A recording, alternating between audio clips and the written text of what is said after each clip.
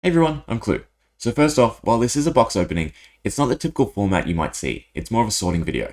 But I will be sure to show off any Majestics, Legendaries, or Cold Foils I find, and they should be located in the center of the screen. Everything else is being sorted by its type in terms of its hero class.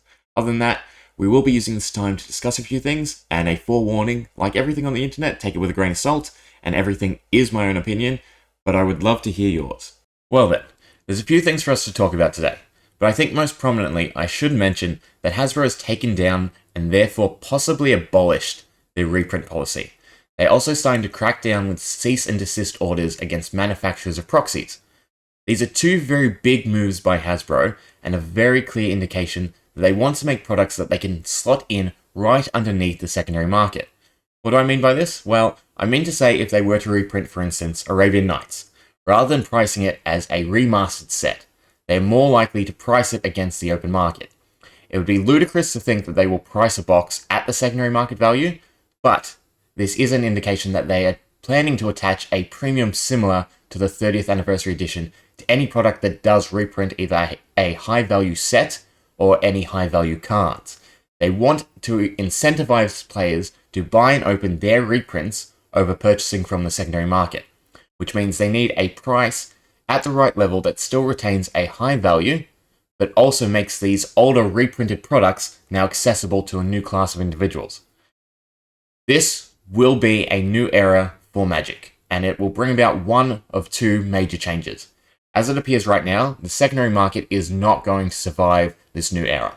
However, there is an alternative possibility, and that is if more cards become valued as these antique art pieces rather than the actual cards. If you will, a Wizards era of cards attracting a new premium versus anything Hasbro decides to reprint.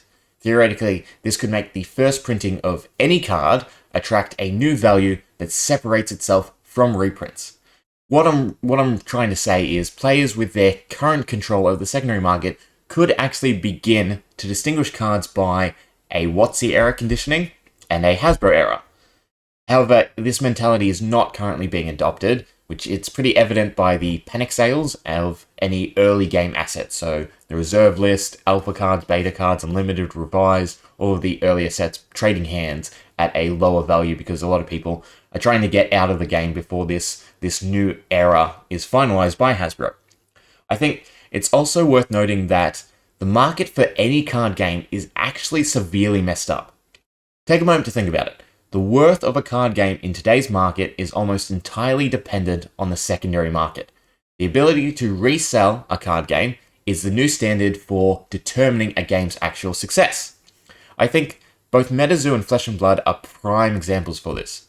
MetaZoo has completely conformed to this model, regardless of the game's actual playability. I'm sure most of you who know about MetaZoo will probably agree it revolves entirely around its ability to be resold, and therefore its collectible value, while in contrast, Flesh and Blood, Legend Story Studios, and more importantly, James White was conscious enough to realize that this model, this mentality in their consumers is toxic. James White instead took a step back and decided to essentially devalue his project for his player base. For anyone who shares his passion and essentially to try and rebuild his community away from any of the Ponzi scheme speculators and investors. Flesh and Blood essentially was growing way too big, way too quick for its infancy, and personally I think it's now in a lot healthier of a position because it's starting to refine the secondary market aspects. It's tuning down its collectible nature and focusing more on its game pieces and the playability of Flesh and Blood as a whole, instead building a better community, if you will. Hasbro also seems to be just as self-aware of the power in the secondary market. However, instead of trying to unify with it, instead, they're trying to prove that they have dominance within their game. They're trying to prove that they own Magic, not the players, and are trying to control how the secondary market is determined, how the value holds up within the secondary market, so that they can better siphon away its value, its profits for themselves. I think it's also important for us to consider how exactly the secondary market came to be. If we consider sports cards, what gives them their value? If you were to eliminate everything the manufacturer should control, what's left?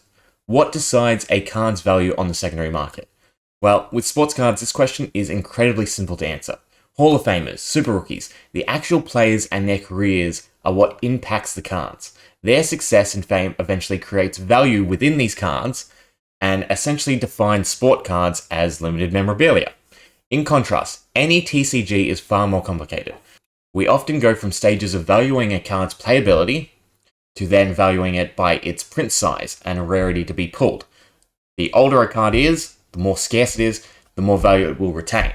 The issue here is that these elements are now controllable by the manufacturer. They can control the design of a card and they can control how much of that card they print. This sense of control by the manufacturer is what seems to ruin a lot of these new card games. You'll often find that a card game is designed around the game being marketable rather than playable. The control of the game is in the secondary market, and whereas this control should be given to the players to determine value and essentially create a community of, rather the majority of new age card games are trying to create marketable assets. Game pieces are not designed as game pieces, they're designed to be marketed as a collectible item. In contrast, if you were to look at, for instance, Wizards of the Coast's era of Magic, their first versions, or early Pokemon or Yu-Gi-Oh!, all of these fell in line with sports cards. They were first created as a game with functional game pieces that people enjoyed, and then eventually attracted more and more value through their increasing fame, Pokemon and Yu-Gi-Oh! Especially. If you are designing a card game, for the love of God, design something fun, design something you like, and something that's crazy. Don't think about chase cards or rarities, not until you have an idea fully fleshed out.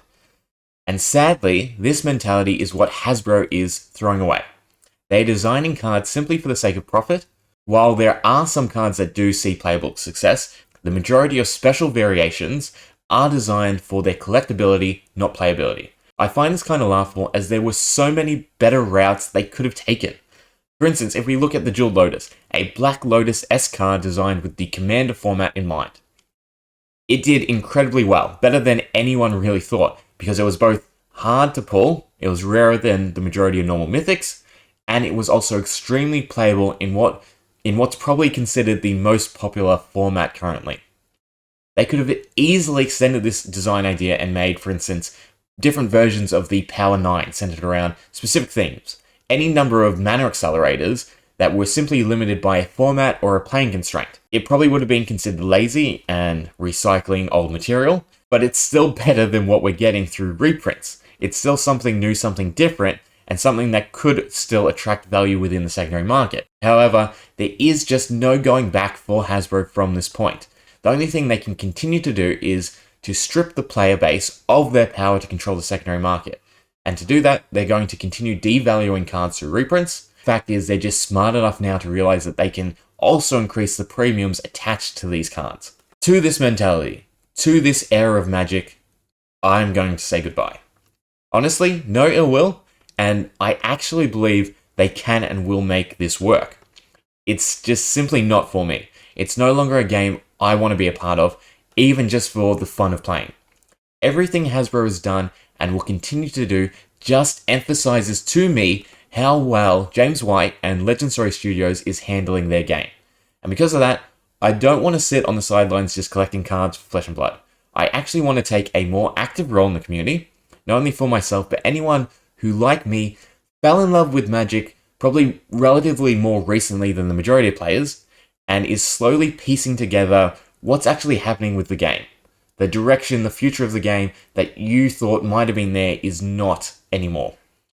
It's not a sinking ship. I will make that clear. Hasbro has not turned Magic into a sinking ship. But Hasbro's Magic is definitely changing course. And it's time for me to hitch a new ride in a direction that I can actually look forward to and be happy supporting.